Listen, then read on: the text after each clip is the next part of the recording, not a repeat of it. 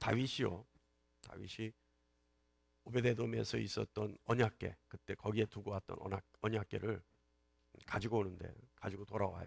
가지고 다윗성으로 돌아오는데 아마 그 돌아올 때 기쁨과 즐거움이 뭐 이루 말할 수 없었던 것 같아요. 아주 뭐 대단했던 것 같습니다. 그래서 그 즐거움이 얼마나 컸냐 하면 그것을 가지고 올 때, 언약궤를 가지고 올 때 그 기쁨이 너무 커서 너무 열정적으로 춤을 춘 거예요. 덩실덩실 춤을 췄겠죠. 그러다 보니까 자신의 옷이 벗겨졌던 것도 상관하지 않았어요. 그러니까 아이고 벗겨지면 어떠냐, 내가 이렇게 좋은데, 이래서 이제 춤을 췄다는 거죠.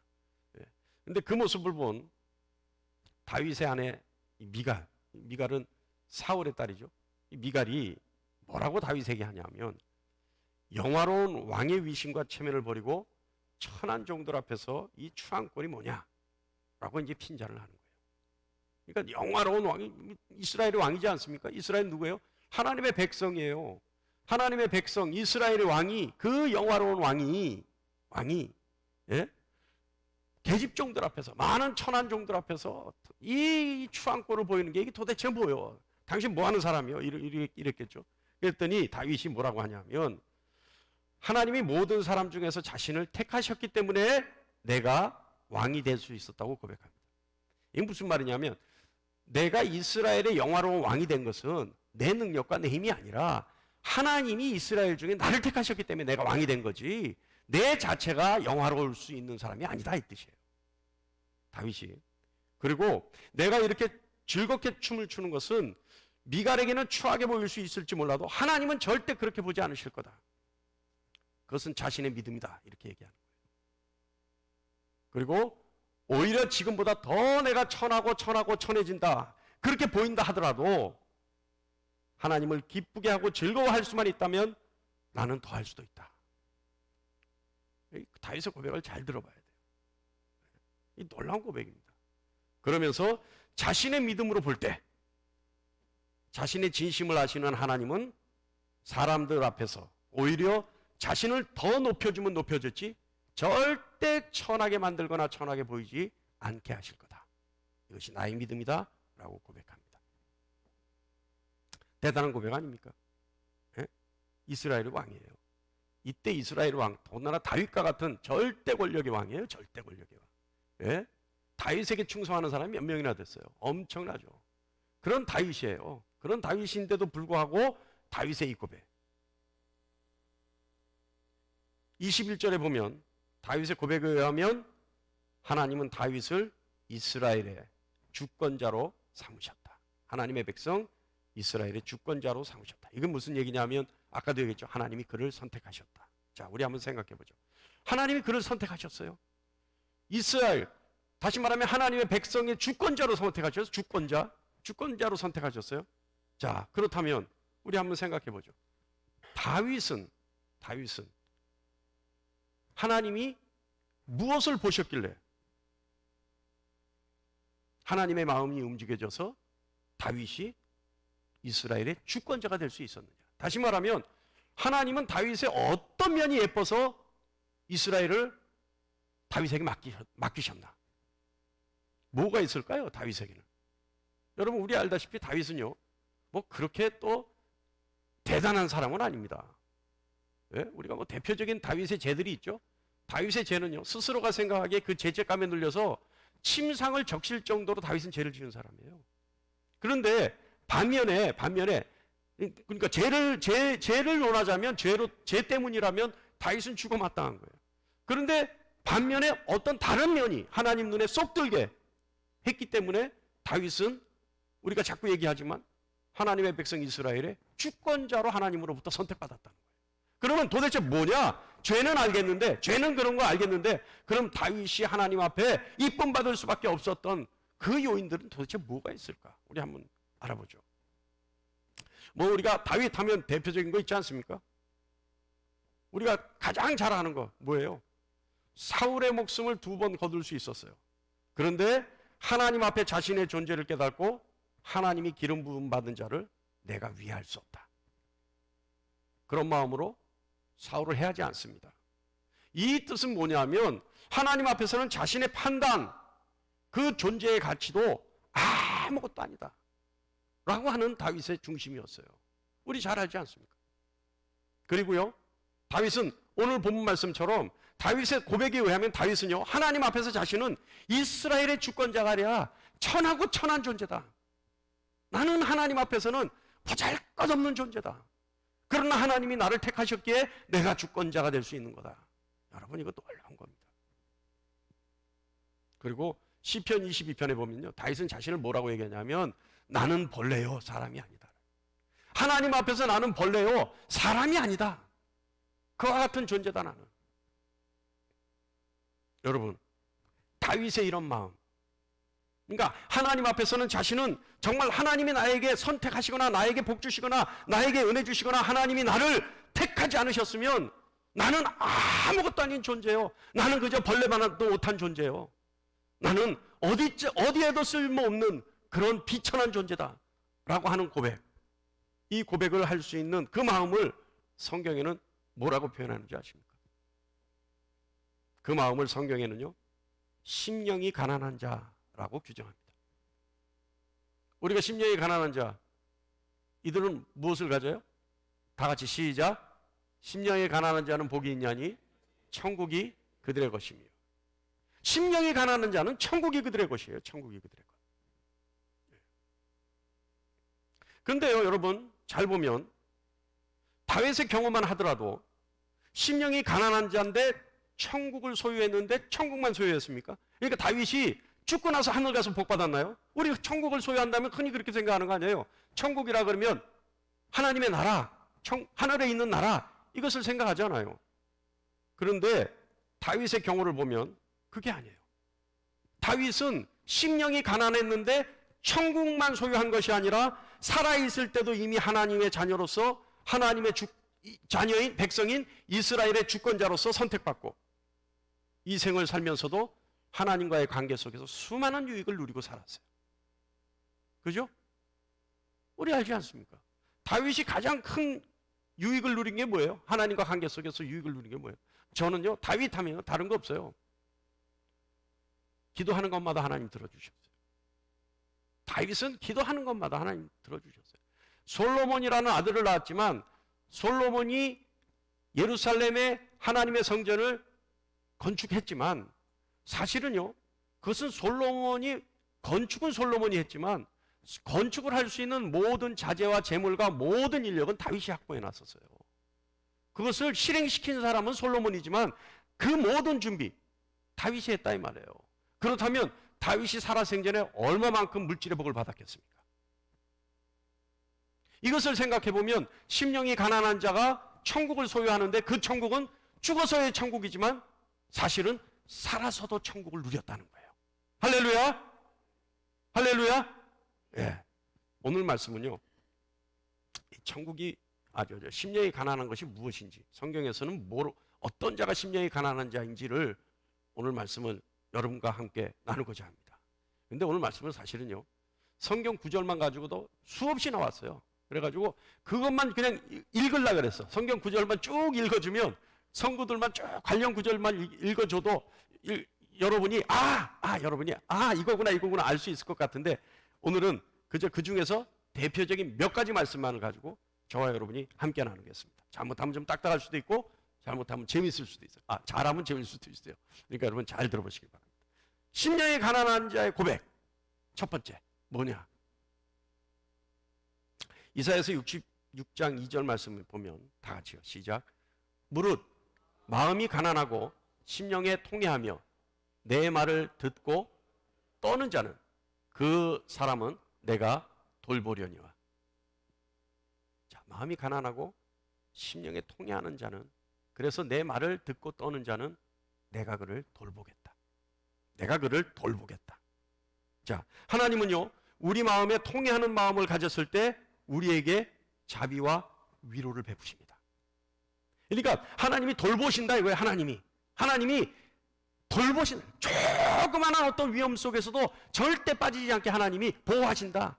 일일이 먹이고 입히고 돌본다는 것은 뭐예요, 여러분? 그의 안위를 책임져 준다는 거 아닙니까? 그러니까 먹이고 입히고 위험에 빠지지 않고 이끌고 인도하고 보호해주고 다 포함되는 거죠. 그러니까 하나님이 그를 돌보신다. 통회하는 마음은 언제 가질 수 있어요?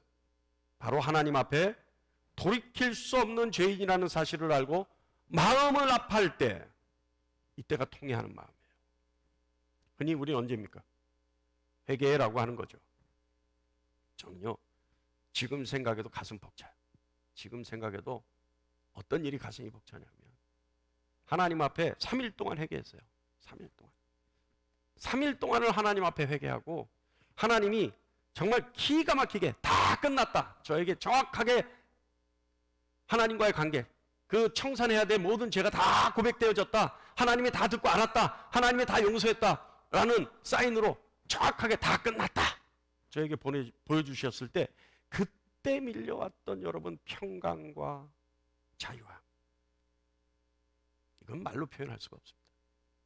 제가 살면서 그때 그 순간의 평강, 위로, 자유함, 이거는요 감히 어떤 것과도 견줄 수 없었어요. 지금도요, 그때 그 일이 생생해요. 생생해요. 근데 여러분, 사람들은요, 자신의 의지에 동의해 주는 것, 그것으로, 또는 자신의 마음에 동조해 주는 것으로 위로를 받는다고 생각해요. 그래서 사람들은 복을 받고 싶을 때 무책임하게 그냥 근거도 없이 복 받을 수 있어, 이렇게 얘기해 주면요, 그래, 넌 복 받을 수 있어. 내가 마음속으로 복 받고 싶은데 넌 받을 수 있어. 염려하지 마. 넌 받을 수 있어. 넌 정말 받을 수 있어. 이렇게 해주면요, 자기 체면에 빠져서 위로받은 줄 알아요. 또요, 고난 속에 있을 때 고난을 벗어날 수 있다고 막연한 희망을 주는 거. 그래서 근거도 없이 어떻게 하면 이 고난을 벗어날 수 있어, 어떻게 하나님께 하면 하나님이 어떻게 너에게 이렇게 작용해 주셔서 하나님의 능력 주셔서 넌 이 고난을 벗어날 수 있어, 이런 근거도 없이 고난은 벗어날 수 있어, 예수만 잘 믿으면 고난 벗어날 수 있어, 예수만 잘 믿으면 고난 벗어날 수 있어, 그런 말에요 위로를 얻는다고 생각해요. 또 죄의 무거운 그 무게에 눌려서, 사단의 참소에 의한 그 무게에 눌려서 답답하고 갑갑할 때 아무 근거도 없이 단순하게 하나님 잘 섬기면 죄 사함 받을 수 있다고, 어떤 조건도 없이 의인이 될 수 있다고 말해줄 때 사람들은 위로받는다 생각해요. 그런데 여러분, 위로는요 잠시의 마음의 위안을 말하는 것이 아닙니다. 위로는, 그리고 평강과 자유는 심령 깊은 곳에서부터 솟아나는 평강과 자유가 진정한 위로입니다. 회개하라, 천국이 가까웠느니라 라고 하는 이 말씀에, 그 말씀을 듣고 내가 내 죄를 돌이켜보고 회개하려고 마음을 떠는 자, 이 사람을 하나님은 돌보십니다. 할렐루야. 그러니까요 여러분, 조금 전에 얘기했잖아요, 금방 들었다가 사라질, 자기 체면에 빠져 사라져버릴 위안이 위로가 아니라, 하나님 앞에 통회하는 마음으로 자신이 가장 큰 죄인이라는 사실을 망각하지 않고 떠올리고 하나님 앞에 고백할 때, 그래서 하나님이 허락하여 주셨을 때, 하나님이 은혜를 주셨을 때 마음 깊은 곳에서부터 나오는 자유와 평강이 진정한 위로다, 이 사실을 깨달는 여러분 되시길 바랍니다. 통회하는 마음을 가지라는 걸 얘기할 때요, 많은 사람들이 힘들어해요. 그런 설교하면요, 나는 어저께도 회개했고 그저께도 회개했다고 얘기하고, 통회하는 마음을 뭔지도 모르고 그냥 회개라는 말 때문에 듣기 싫어해요. 그런데요 여러분, 하나님의 치유와 회복과 위로는요 통회하는 마음에서부터 비롯됩니다. 깨달은 여러분 되시길 간절히 축원합니다. 그래서 심령이 가난한 자의 첫 번째 고백은 통회하는 마음을 갖는 자. 할렐루야. 심령이 가난한 자의 고백 두 번째 뭐냐? 창세기 32장 10절 전반부 말씀처럼 다 같이 한번 읽어볼까요? 시작. 나는 주께서 주의 종에게 베푸신 모든 은총과 모든 진실하심을 조금도 감당할 수 없사오니. 저는요 이 야곱이라는 사람이요, 정말 천하의 사기꾼인데 하나님 앞에서 진짜 예쁜 말만 해요, 이 사람은. 예? 그러니까 나중에 하나님은 어떻게 해요? 야곱이 그 예쁜 소리 하는 거에 뻑가갖고 하나님은 어떻게 하셔요? 하나님을 이긴 자다 니가. 그러니까 하나님 그 앞에서 무너져 버렸다는 거예요. 하나님이 그 야곱의 예쁜 소리에 하나님이 죄송합니다 아버지, 이 좀 저속한 표현을 쓰겠습니다. 이래야 쉽게 이해되니까 뭐예요? 완전히 녹아버렸어. 그 뻑갔어 완전히. 그래가지고 야곱 앞에서 내가 졌다, 네가 나를 이긴 자다, 앞으로는 이스라엘이다, 이런 고백을 한단 말이에요. 이 야곱의 이 고백이요, 기가 막히지 않습니까? 나는 주께서 주의 종에게 베푸신 모든 은총과 모든 진실하심을 조금도 그 어떤 것도 나는 감당할 수 없는 존재입니다. 이렇게 고백하는데 여러분, 떡 하나 더 주지 않을 마음이 있겠습니까? 돌보지 않을 마음 생기겠어요? 이게 뭐예요? 이거 야곱의 고백이에요. 다시 말하면 자기 자신의 자격 조건, 자신의 행위로는 하나님 앞에 그 어떤 의도 없다는 얘기예요. 그리고 철저하게 자신을 낮추고 하나님 앞에서 보잘것없는 존재라는 사실을 고백하는 겁니다. 하나님의 은혜를 자신에게 주실 그 어떤 의도 자신에게는 없다는 거예요. 찾아볼 수 없다는 거예요. 이 고백이에요. 여러분, 우리 같은 고백 가질 수 있나요? 가질 수 있죠? 할렐루야. 제가요, 저는 라면을 참 좋아해요. 저는 라면 정말 좋아해요. 이제 물릴만도 한데 그것도 딴 거 없어. 삼양라면이 제일 좋아. 저는 이것도 간접 광고인가요? 유튜브 나가니까. 근데 이건 식성 DNA가 따라가요. 우리 아들놈들 그렇게 라면을 좋아해요. 근데 여러분, 한 10년 훨씬 더 전부터 가끔 라면 먹을 때 그 라면만 먹으면 그 생각이 들어요. 라면 먹을 때도 우리 식기도 하잖아요. 그래서 하나님 감사합니다. 그렇게 기도할 때 가끔 하나님, 내가 이 라면 한 그릇이라도 먹을 자격 있습니까? 라는 생각이 들어요. 내가 도대체 나 같은 존재가 하나님 주신 이 라면 한 그릇이라도 먹을 수 있나요? 그런 자격과 그런 어떠한 내가 하나님 앞에 이런 은혜를 받을 수 있는 보답이 있었습니까? 라는 생각이 들어요. 그래서 그런 생각이 들 때, 문득 그런 생각이 들 때 하나님 앞에 말할 수 없는, 그리고 이유를 알 수 없는 죄송함과 감사함에 눈시울이 아플 때가 있어요. 전 그때 생각합니다. 나는 라면 한 그릇조차도 하나님 앞에 받아 먹을 수 있는 자격과 조건을 갖춘 놈이 아니다. 여러분, 제가 오늘 이 말씀을 준비하면서 그것이 심령이 가난한 자의 고백이 아닐까? 야곱의 지금 이와 같은 고백이 아닐까? 저는 생각해 봤습니다. 여러분, 우리는요, 어떤 때 너무 용감해서 하나님께 은혜를 구하고 하나님께 은혜를 빼앗으려 하고 하나님께 은혜를 당당하게 요구하지만 사실은요, 우리는 하나님 앞에 그 요만큼의 은혜도 받을 수 있는 그 어떤 것도 하나님께 해드린 적이 없어요. 우리는 하나님의 자녀로서 하나님 앞에 무엇인가 당당하게 요구할 그 어떤 것도 하나님께 드려본 적이 없어요. 우리는 그저 하나님 앞에 하나님의 자녀로서, 은혜로서 자녀라고 하는 칭함을 받은 것이지 그 어떤 것도 하나님 앞에 응고로 받을 수 있는 게 없다 이 말이에요. 심령이 가난한 자의 두 번째 고백은 자신은 가장 초라한 존재이며 하나님의 기쁨과 물질의 복을 받을 자격이 없다고 생각하는 것, 그리고 고백하는 것. 근데 이게 왜 중요하냐면요, 여러분, 이런 마음이 있어야 내가 가진 모든 것이 하나님께로부터 왔다라고 하는 고백이 나올 수 있어요. 나의 것은 아무것도 없고 오로지 하나님이 주셨기에 나에게 있는 것이 있다라고 하는 생각을 가질 수 있어요. 그래서 더 나가면 그런 생각을 바탕으로 이웃에게 사랑을 나누어 줄 수 있어요. 할렐루야. 이런 고백이 일어났을 때 하나님은 야곱의 고백을 듣고 얼른 대답해 주시는 말씀이 있어요. 창세기 32장 12절 말씀입니다. 다 같이 시작. 내가 반드시 내게 은혜를 베풀어 내 씨로 바다에 셀 수 없는 모래와 같이 많게 하리라. 할렐루야. 이게 한 절에 있어요. 조금 전에 그 야곱의 고백이 이 한 절, 12절의 전반부에 있다면 하나님의 이 대답이 후반부에 있는 말씀이에요. 그러니까 야곱의 이 고백이 일어나자 즉각적으로 하나님이 대답해 주신 거예요.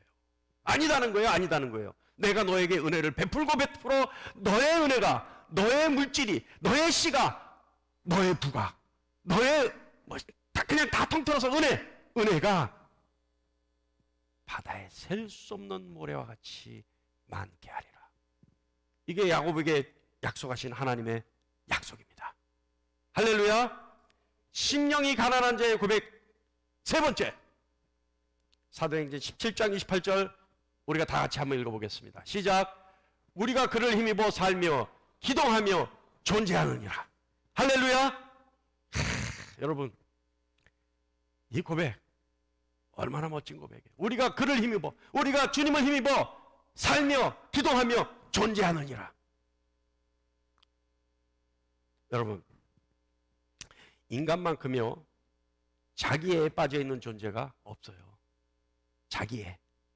이 자기애에 빠진 결과요, 인간은 오로지 자기 만족을 위해 살아갑니다. 결과 모든 일은요 자기 중심으로 일어나야지만 만족하고 살아요.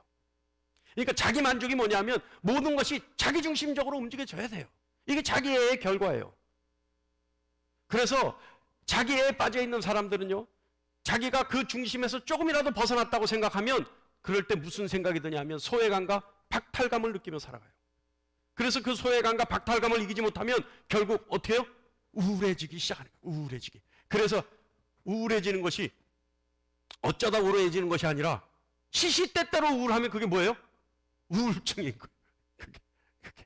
예? 근데 이 우울증, 이게 무엇의 결과라고요? 자기애의 결과예요. 자기애. 사랑하는 여러분, 세상의 모든 것의 중심은 하나님께 있습니다. 세상의 모든 것의 근원은 하나님께 있습니다. 믿으십니까? 할렐루야. 세상 모든 것의 중심은 하나님께 있어요. 세상 모든 것의 근원은 하나님께 있어요. 이것은 진리고, 이 진리는 우리의 이해를 구하거나 우리의 동의를 필요로 하지 않아요. 하나님은 중심이시고 하나님은 근원이십니다. 여러분, 성도들이라고 하면 하나님의 자녀들이에요. 근데 성도들이요, 하나님의 말씀을 왜 자신들을 납득시키고 동의를 구해야만 된다라고 생각하는지 모르겠어요. 진리는요, 우리의 이해를 필요로 하지 않고 우리의 동의도 필요로 하지 않습니다. 그렇기 때문에 그것이 진리예요. 진리이기 때문에 우리의 이해나 우리의 동의를 구하지 않는 거예요. 그것이 하나님의 말씀이에요. 여러분, 모든 것이 나를 중심으로 움직여지기를 원하십니까? 그렇다면요, 모든 것이 나를 중심으로 움직이기를 원한다면 세상의 중심이고 근원이신 하나님의 중심으로 들어가 살아야 돼요. 그러면 세상은 자연스럽게 나를 중심으로 움직일 수밖에 없습니다. 왜냐하면 세상의 중심인 하나님의 중심으로 내가 들어가 있기 때문에 세상은 나를 중심으로 움직이는 거예요. 이런 진리의 말씀을, 진리의 이치를 깨닫지 못하고 그저 세상이 나를 중심으로 움직이기만 원하고 자기 힘대로, 자기 능대로, 자기 뜻대로 살아가고 자기 사랑하는 마음 그것만으로 살아가다 보니까 소외감을 느끼고 박탈감을 느끼는 거예요. 그러나 내 스스로가 세상의 중심이신 하나님의 중심으로 들어가서 내가 하나님 중심 안에 있다면 자연스럽게 세상은 나를 중심으로 움직일 수밖에 없는 겁니다. 할렐루야. 깨닫고 실천할 수 있는 여러분 되시기를 간절히 축원합니다. 심령이 가난한 자의 고백 세 번째, 자기 자신의 존재의 가치는 자기 자신의 가치 때문이 아니라 하나님의 은혜 덕분이다. 내가 있는 나의 존재의 가치는 내가 있는 나의 가치 때문이 아니라 하나님이 주신 은혜 때문에 내가 가치가 있는 것이다. 할렐루야. 심령이 가난한 자의 고백 네 번째, 고린도후서 12장 9절 후반부에 있는 말씀입니다. 다 같이 읽어볼까요? 시작. 나의 여러 약한 것들에 대하여 자랑하리니 이는 그리스도의 능력이 내게 머물게 하려 함이라. 할렐루야. 사랑하는 여러분, 사람이 약할 때 그 안에서 하나님의 능력이 강해질 수 있습니다. 자기 자신이 강하면요, 그래서 자기 주장이 강하면 하나님의 능력을 필요로 하지도 않겠지만 하나님 역시 그런 사람에게 능력을 부어주시지 않으세요. 하나님은 연약해서 도저히 자신의 힘으로 아무것도 할 수 없는 그런 사람에게 도움의 손길을 뻗습니다. 그리고 능력이 없어서 오로지 하나님의 능력만 바라고 의지하는 사람에게 하나님의 능력이 필요한 것이고 하나님은 그런 사람에게 능력을 허락해 주십니다.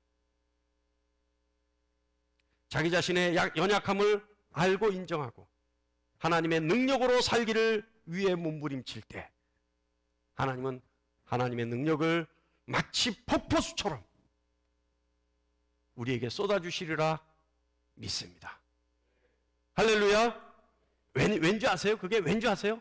왜 우리가 연약하고 우리가 정말 하나님 외에는 살 수 없고 하나님의 능력이 아니면 도저히 나는 살아갈 재간이 없습니다라고 몸부림칠 때 하나님의 능력을 한도 끝도 없이 넉넉하신 하나님이 그 능력을 필요 이상으로 왜 부어주시는지 아시겠어요? 그것이 바로 하나님의 영광이기 때문에 그래요. 우리가 영광 하나님의 영광이라고 하는 그 영광이 바로 그것이기 때문에 그래요. 하나님 때문에 살 수 있는 것이 하나님의 영광이에요. 하나님 때문에 내가 걸을 수 있는 것이 하나님의 영광이에요. 하나님 때문에 내가 숨 쉴 수 있고 하나님 때문에 내가 먹을 수 있고 하나님 때문에 내가 생각할 수 있고 하나님 때문에 내가 은혜를 나눌 수 있는 것이 하나님의 영광이기에 우리가 약할 때 하나님의 능력은 우리에게 끊임없이 넘치도록 부어주시는 겁니다. 할렐루야. 그랬을 때 우리는 어떻게 해요? 이거 내 것이 아닌데?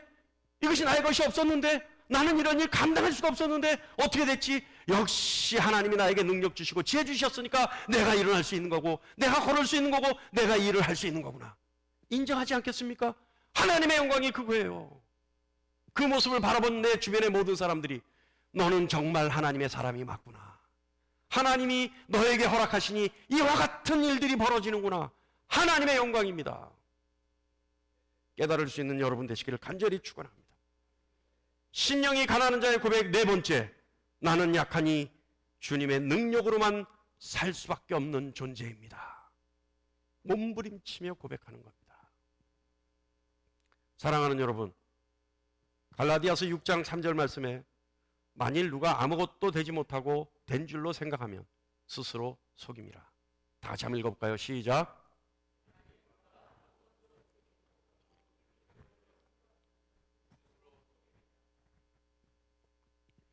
무슨 뜻이에요?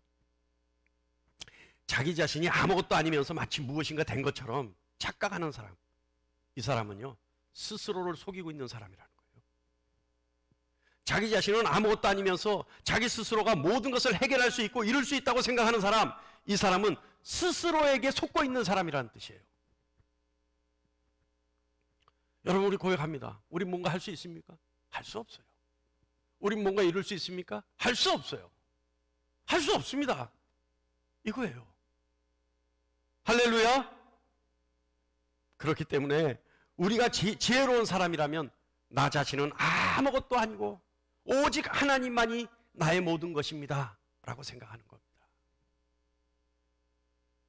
신앙인이요, 하나님에 대해서 알고 싶다면, 잘 들으세요. 신앙인이 하나님이 어떤 분이신지 하나님에 대해서 알고 싶다면 이거 하나만 있으면 돼요. 뭐냐면 하나님만이 모든 것의 근본이시고 하나님만이 모든 것이 되심이라고 아는 것이 하나님에 대해서 아는 겁니다.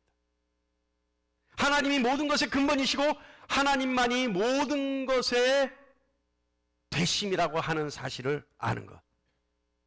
여기서 모든 것이 뭐예요?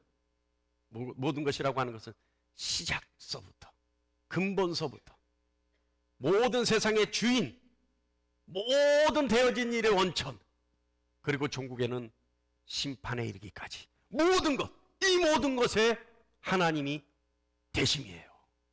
할렐루야. 이 모든 것이 하나님 뜻 안에 있다 이 말이에요. 이 모든 것은 세상의 시작서부터 근본, 원천, 그리고 모든 것의 주인, 그리고 주인이시기 때문에 심판할 수 있는 모든 것, 하나님 되심은 하나님 안에 있다, 이 뜻입니다. 그래서 하나님에 대해서 아는 사람, 이 사실에 대해서 아는 사람은 어떤 고백을 하게 되느냐, 어떤 마음을 갖게 되느냐.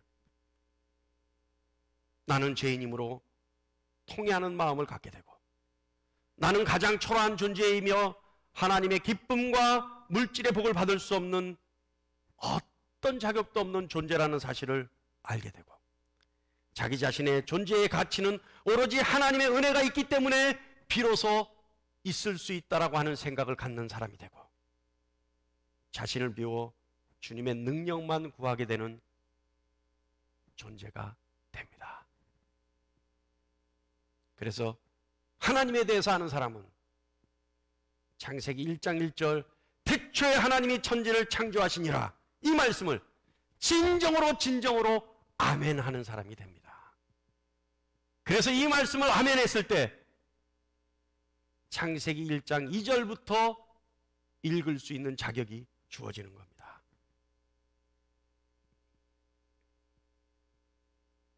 사랑하는 여러분, 그리스도인은요, 성경을 통해 삶의 방법과 도덕적 삶, 윤리적 삶을 살기 위해 지침을 배우고 따르는 사람들을 말하는 것이 아닙니다.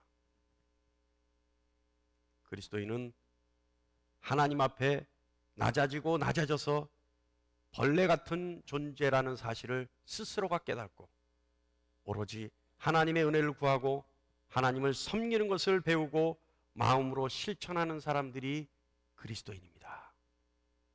그리고 성경은 그런 사람들을 하나님의 백성, 하나님의 자녀라고 말씀하고 있습니다. 사랑하는 성도 여러분, 오늘 우리 함께 나눈 이 말씀을 가지고 그리스도인이 되기를 간절히 축원합니다. 하나님 앞에 낮아져서 벌레 같은 존재라는 사실을 고백하고 하나님의 은혜가 아니면 살 수 없다라고 하는 것, 내가 하나님의 능력이 없으면 단 한 발짝도 움직일 수 없다라고 하는 사실을 고백할 수 있는, 그래서 하나님을 섬기는 법을 배워 마음껏 마음으로 하나님을 섬기는 여러분 되시를 간절히 축원합니다. 할렐루야. 우리는 그리스도인이죠. 우리는 그리스도인이죠. 우리는 하나님의 백성이죠. 우리는 하나님의 자녀죠. 심령이 가난하여 천국을 취하는 여러분 되시기를 간절히 축원합니다. 여러분의 삶을 통해 천국의 능력과 천국의 삶이 이루어지는 여러분 되시기를 간절히 축원합니다. 기도하겠습니다. 아버지 하나님,